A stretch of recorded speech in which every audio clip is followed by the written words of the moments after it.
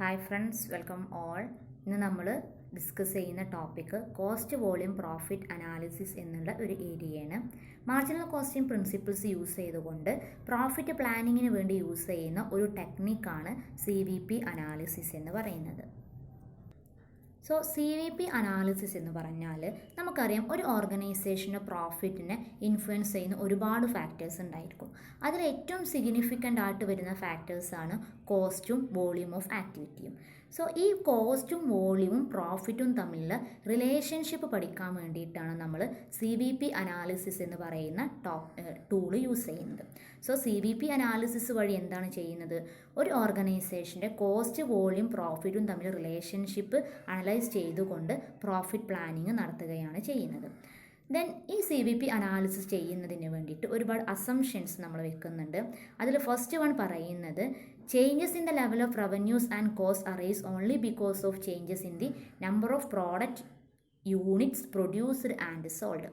ഒരു ഓർഗനൈസേഷൻ്റെ റവന്യൂവിലും കോസ്റ്റിലും ചേഞ്ചസ് വരുന്നുണ്ടെങ്കിൽ അത് എന്തുകൊണ്ട് മാത്രമായിരിക്കും? നമ്മൾ പ്രൊഡ്യൂസ് ചെയ്യുകയും സെയിൽ നടത്തുകയും ചെയ്യുന്ന യൂണിറ്റ്സിൽ വരുന്ന ചേഞ്ചസ് കൊണ്ട് മാത്രം.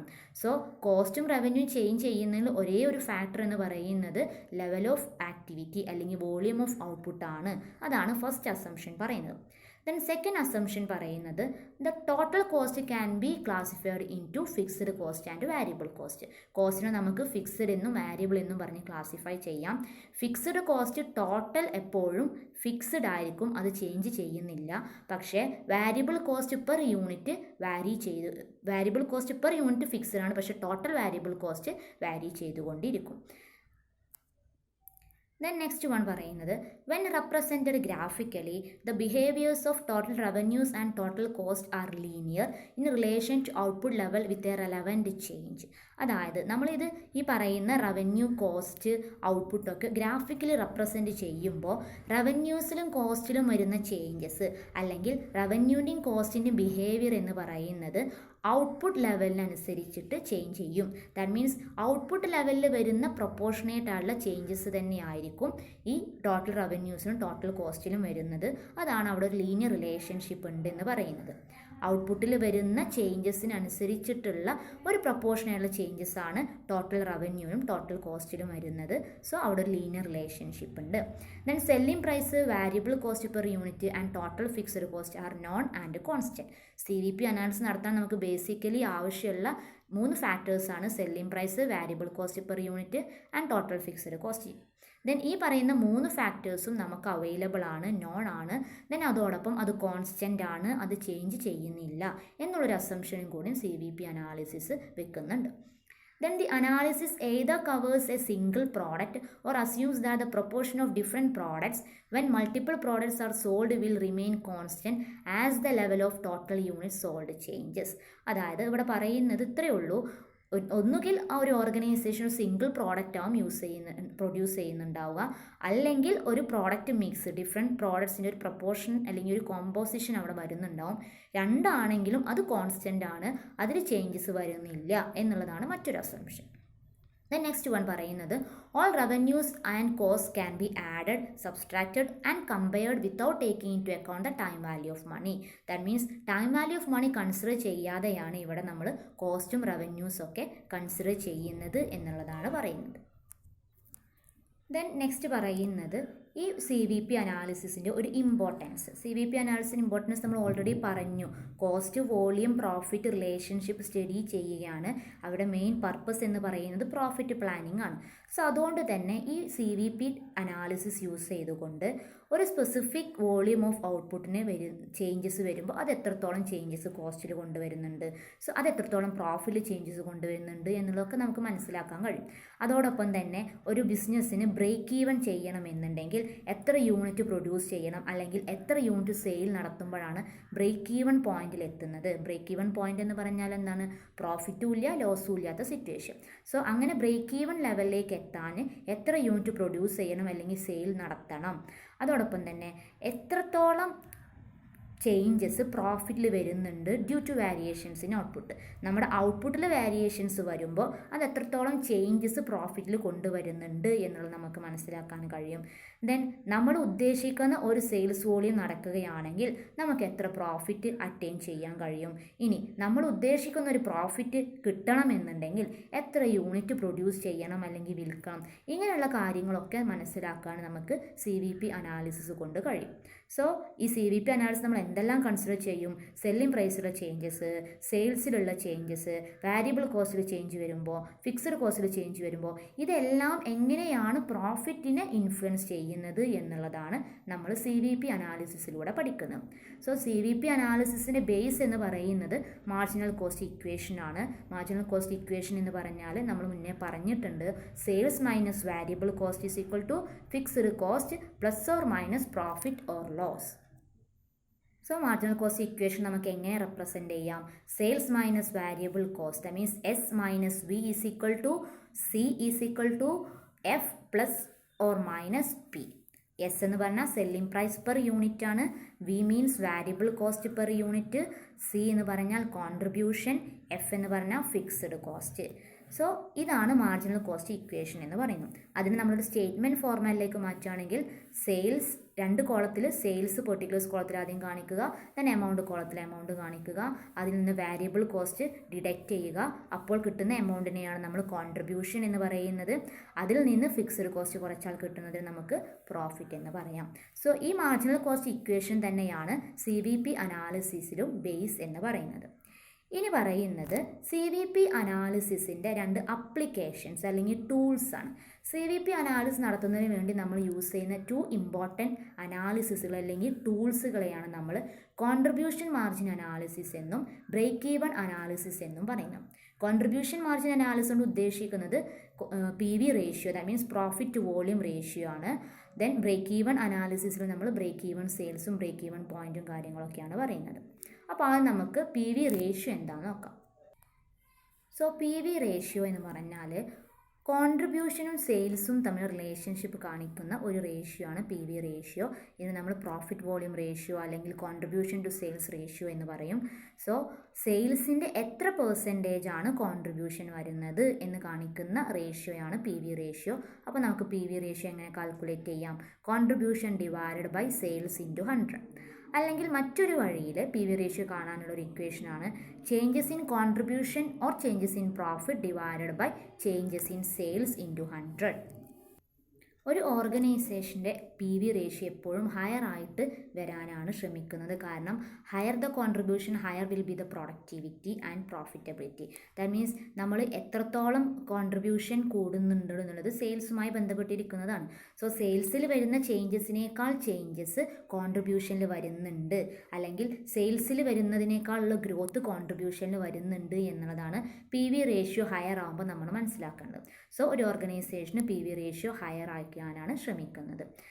ദെൻ അവിടെ PV റേഷ്യോ ഹയർ ആവുമ്പോൾ കോൺട്രിബ്യൂഷൻ ദാറ്റ് മീൻസ് പ്രോഫിറ്റബിലിറ്റി കൂടുന്നുണ്ട് പറയാൻ കാരണം നമ്മുടെ സെയിൽസ് കൂടുന്തോറും നമുക്ക് ഒരു specific point break even point കഴിഞ്ഞാൽ പിന്നെ കിട്ടുന്നത് മുഴുവൻ പ്രോഫിറ്റ് ആയിരിക്കും. സോ സെയിൽസിൽ വരുന്ന ചേഞ്ചസിനേക്കാൾ ഗ്രോത്ത് എവിടെ വരുന്നുണ്ട്? ഈ കോൺട്രിബ്യൂഷനിൽ ഗ്രോത്ത് വരുന്നുണ്ട്. Rate of growth of contribution is faster than that of sales എന്നുള്ളതാണ് നമ്മൾ ഹയർ ദ കോൺട്രിബ്യൂഷൻ എന്ന് പറയുമ്പോൾ അതിൽ നിന്ന് മനസ്സിലാക്കണം. സോ PV റേഷ്യോ എന്ന് പറഞ്ഞാൽ contribution divided by sales into 100 ആണ്. സോ ഇനി ഈ ഒരു ഇക്വേഷൻ വെച്ചുകൊണ്ട് തന്നെ നമുക്ക് അതിനെ ഡിഫറെൻറ്റ് തരത്തിൽ ചെയ്യാവുന്നതാണ്. ദാറ്റ് മീൻസ് നമുക്ക് തന്നുള്ള ഇൻഫോർമേഷൻസ് വെച്ചുകൊണ്ട് ചില ക്വസ്റ്റ്യൻസിൽ നമ്മളോട് കോൺട്രിബ്യൂഷൻ ആണ് കാൽക്കുലേറ്റ് ചെയ്യാൻ പറയാം. അപ്പോൾ കോൺട്രിബ്യൂഷൻ കാൽക്കുലേറ്റ് ചെയ്യാൻ നമ്മൾ എന്ത് ചെയ്താൽ മതി?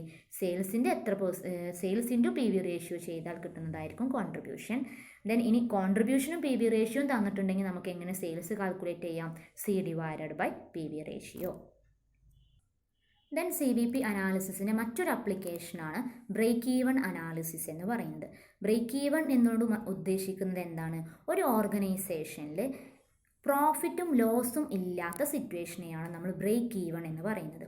അപ്പോൾ ചില ലെവൽ ഓഫ് ആക്ടിവിറ്റിയിലെത്തുമ്പോൾ അല്ലെങ്കിൽ ഒരു സ്പെസിഫിക് എമൗണ്ട് ഓഫ് സെയിൽസ് നടന്നാൽ ആ ഒരു ഓർഗനൈസേഷൻ്റെ പ്രോഫിറ്റും ലോസും ഇല്ലാത്തൊരു സിറ്റുവേഷൻ വരും. ദാറ്റ് മീൻസ് കിട്ടുന്ന കോൺട്രിബ്യൂഷൻ മുഴുവൻ ഫിക്സ്ഡ് കോസ്റ്റ് കവർ ചെയ്യുന്ന ലെവലിലേക്ക് മാറും. സോ അവിടെ ബാലൻസ് വരില്ല, സർപ്ലസ് ഇല്ലാത്തതുകൊണ്ട് നമുക്ക് പ്രോഫിറ്റ് ഇല്ല എന്ന് പറയാം. അതോടൊപ്പം തന്നെ അവൈലബിൾ ആകുന്ന കോൺട്രിബ്യൂഷൻ ഫിക്സ്ഡ് കോസ്റ്റ് മീറ്റ് ചെയ്യാൻ തികയുകയും ചെയ്യും. സോ അപ്പോൾ നമുക്കവിടെ ലോസും ഇല്ല എന്ന് പറയാം. അങ്ങനെ പ്രോഫിറ്റും ഇല്ല ലോസും ഇല്ലാത്തൊരു സിറ്റുവേഷനാണ് നമ്മൾ ബ്രേക്ക് ഈവൺ എന്ന് പറയുന്നത്. സോ CVP അനാലിസിസ് യൂസ് ചെയ്തുകൊണ്ട് നമുക്ക് ബ്രേക്ക് ഈവൺ സെയിൽസും ബ്രേക്ക് ഈവൺ യൂണിറ്റ്സും ഒക്കെ കാൽക്കുലേറ്റ് ചെയ്യാൻ കഴിയും. സോ ബ്രേക്ക് ഈവൺ അനാലിസിസ് പറയുമ്പോൾ രണ്ട് തരത്തിൽ പറയാം. നാരോ സെൻസിൽ നമ്മളവിടെ ഉദ്ദേശിക്കുന്നത് ഇത്ര മാത്രമേ ഉള്ളൂ, ഏത് ലെവൽ ഓഫ് ആക്ടിവിറ്റി അല്ലെങ്കിൽ എത്ര യൂണിറ്റ് പ്രൊഡ്യൂസ് ചെയ്യുമ്പോഴാണ് അല്ലെങ്കിൽ എത്ര എമൗണ്ടിന് സെയിൽസ് നടത്തുമ്പോഴാണ് പ്രോഫിറ്റും ലോസും ഇല്ലാത്ത സിറ്റുവേഷൻ വരുന്നത്, അല്ലെങ്കിൽ ടോട്ടൽ കോസ്റ്റും ടോട്ടൽ സെയിൽസ് റവന്യൂ ഈക്വൽ ആകുന്ന level of unit, that means sales volume എത്രയാണ് എന്നുള്ളതാണ് നാരോ സെൻസിൽ നമ്മൾ ബ്രേക്ക് ഈവൺ അനാലിസിസ് കൊണ്ട് ഉദ്ദേശിക്കുന്നത്. അതേസമയം ബ്രോഡ് സെൻസിൽ നമുക്ക് ഈ പറയുന്ന ബ്രേക്ക് ഈവൺ അനാലിസിസ് യൂസ് ചെയ്തുകൊണ്ട് ഒരുപാട് തരത്തിലുള്ള കാൽക്കുലേഷൻസ് നടത്താനും മാനേജ് ഡിസിഷൻ മേക്കിംഗ് എടുക്കാനും ഒക്കെ കഴിയും. ഇപ്പോൾ നമ്മൾ ഈ പറയുന്ന BP റേഷ്യോ ഒക്കെ യൂസ് ചെയ്തുകൊണ്ട് നമുക്ക് ഈ നേരത്തെ നമ്മൾ CVP അനാലിസിസിൻ്റെ യൂസ് പറഞ്ഞ പോലെ എത്ര പ്രോഫിറ്റ് കിട്ടുമ്പോഴാണ് ഒരു സെയിൽസ് കിട്ടുമ്പോൾ എത്ര പ്രോഫിറ്റ് ഉണ്ടായിരിക്കും, അല്ലെങ്കിൽ ഇത്ര പ്രോഫിറ്റ് കിട്ടാൻ നമ്മൾ എത്ര യൂണിറ്റ് പ്രൊഡ്യൂസ് ചെയ്യണം, അങ്ങനെയുള്ള എല്ലാ തരത്തിലുള്ള കാൽക്കുലേഷൻസിനും നമുക്ക് BP റേഷ്യോ യൂസ് ചെയ്തുകൊണ്ട് ചെയ്യാം. അപ്പോൾ രണ്ട് തരത്തിലും ബ്രേക്ക് ഈവൺ അനാലിസിസിന് ഇമ്പോർട്ടൻസ് ഉണ്ട് മാനേജറുടെ ഡിസിഷൻ മേക്കിങ്ങിന്. ദെൻ ബ്രേക്ക് ഈവൺ അനാലിസിസിനുള്ള മെത്തേഡ്സ് ആണ് പറയുന്നത്. നമുക്ക് ബ്രേക്ക് ഈവൺ അനാലിസിസ് രണ്ട് തരത്തിൽ ചെയ്യാം. ഒന്നുകിൽ ആൾജിബ്രിക് കാൽക്കുലേഷൻസ് വഴിയും അല്ലെങ്കിൽ ഗ്രാഫിക്കൽ റെപ്രസെൻറ്റേഷൻ വഴിയും നമുക്ക് ബ്രേക്ക് ഈവൺ അനാലിസിസ് നടത്താം. സോ ആൾജിബ്രിക് കാൽക്കുലേഷൻ എന്ന് പറഞ്ഞാൽ നമ്മൾ യൂസിങ് ഇക്വേഷൻസ് നമുക്ക് ബ്രേക്ക് ഈവൺ യൂണിറ്റ്സും ബ്രേക്ക് ഈവൺ സെയിൽസും കാൽക്കുലേറ്റ് ചെയ്യാം. അതാണ് ആൾജിബ്രിക് കാൽക്കുലേഷനിൽ പറയുന്നത്. പക്ഷേ ഗ്രാഫിക് പ്രസൻറ്റേഷനിൽ നമ്മൾ ഡയഗ്രമാറ്റിക്കലി റെപ്രസെൻറ്റ് ചെയ്തുകൊണ്ട് നമുക്ക് അവിടെ നമ്മൾ ഫിക്സ്ഡ് കോസ്റ്റിൻ്റെ ലൈനും അതുപോലെ total cost, variable cost, sales ഇതിൻ്റെയൊക്കെ ഗ്രാഫിക്കലി നമ്മളൊരു ചാർട്ടിൽ റെപ്രസെൻറ്റ് ചെയ്താലും നമുക്ക് ബ്രേക്ക് ഈവൺ പോയിന്റ് കാൽക്കുലേറ്റ് ചെയ്യാൻ കഴിയും. സോ രണ്ട് തരത്തിലും നമുക്ക് ബ്രേക്ക് ഈവൺ അനാലിസിസ് നടത്താം.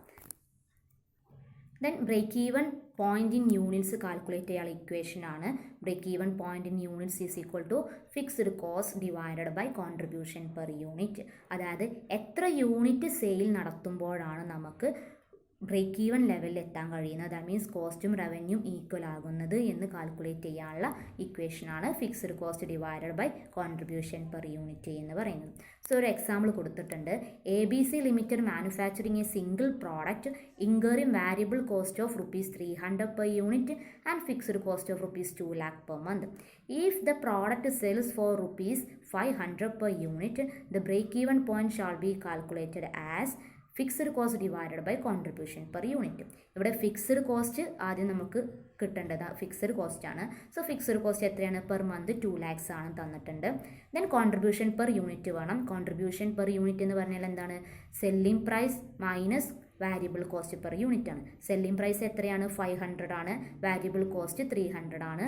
സോ 500 മൈനസ് 300 200 ആണ് കോൺട്രിബ്യൂഷൻ പെർ യൂണിറ്റ് കിട്ടുന്നത്. സോ 2 lakhs ഡിവൈഡഡ് ബൈ 200 എന്ന് ചെയ്താൽ 1000 യൂണിറ്റ്സ് എന്ന് കിട്ടും. സോ 1000 യൂണിറ്റ്സ് പ്രൊഡ്യൂസ് ചെയ്ത് 1000 യൂണിറ്റ്സ് സെയിൽ ചെയ്യുമ്പോഴാണ് നമുക്ക് ടോട്ടൽ കോസ്റ്റും ടോട്ടൽ റവന്യൂ ഈക്വൽ ആയിട്ട് വരുന്നത്. That means the point of no profit and no loss. ഇനി ഇത് നമ്മൾ break even points in units ആണ് കണ്ടത്. നമുക്ക് ബ്രേക്ക് ഈവൻ പോയിന്റ്സ് വാല്യൂവിൽ കാണണമെന്നുണ്ടെങ്കിൽ എന്ത് ചെയ്താൽ മതി, total fixed cost divided by contribution into sales എന്നുള്ള ഇക്വേഷൻ അപ്ലൈ ചെയ്താൽ മതി. ദെൻ ഇവിടെ നമുക്ക് ബ്രേക്ക് ഈവൻ പോയിന്റ് മറ്റൊരു തരത്തിൽ ചെയ്യാം. അതായത് PV റേഷ്യോ ആണ് ക്വസ്റ്റ്യന് തന്നിട്ടുള്ളതെന്നുണ്ടെങ്കിൽ നേരിട്ട് അങ്ങനെ PV റേഷ്യോ യൂസ് ചെയ്തുകൊണ്ട് നമുക്ക് ബ്രേക്ക് ഈവൻ പോയിന്റ് കാൽക്കുലേറ്റ് ചെയ്യാൻ പറ്റും. സോ അവിടെ എങ്ങനെയാണ് കാൽക്കുലേറ്റ് ചെയ്യുക, total fixed cost divided by PV ratio. Then ഇവിടെ ഒരു ക്വസ്റ്റ്യൻ തന്നിട്ടുണ്ട്. You are given the following particulars, calculate number 1 break even point and number 2 sales to earn a profit of ₹20,000.